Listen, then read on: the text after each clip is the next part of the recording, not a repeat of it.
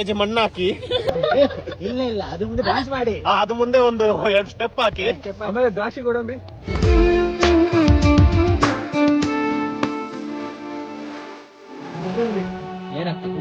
ಲವಿಸ್ತಾ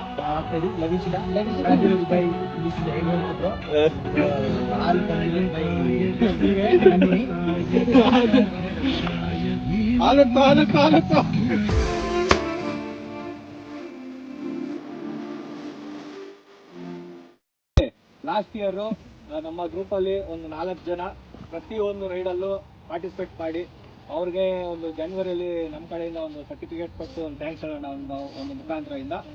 ತೇಜಸ್ ಅವರು,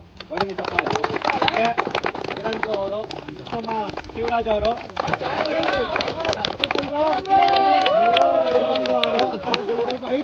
ಈ ಒಂದು 4 ಜನಕ್ಕೆ ಒಂದು DRP ಕಡೆಯಿಂದ ಒಂದು ಥ್ಯಾಂಕ್ಸ್ ಅಂತ ಹೇಳ್ತಾ, ಇದೇ ರೀತಿ ಸಪೋರ್ಟ್ ಮಾಡಿ ಮುಂದಕ್ಕೂ ನಿಮ್ಮ ಸಪೋರ್ಟ್ ಈಗ ಇರಲಿ ಅಂತ ನಮ್ಮ ಕಡೆಯಿಂದ ಒಂದು ಸರ್ಟಿಫಿಕೇಟ್ ಕೊಡೋ ಮುಖಾಂತರ ಒಂದು ಥ್ಯಾಂಕ್ಸ್ ಹೇಳ್ತೀನಿ.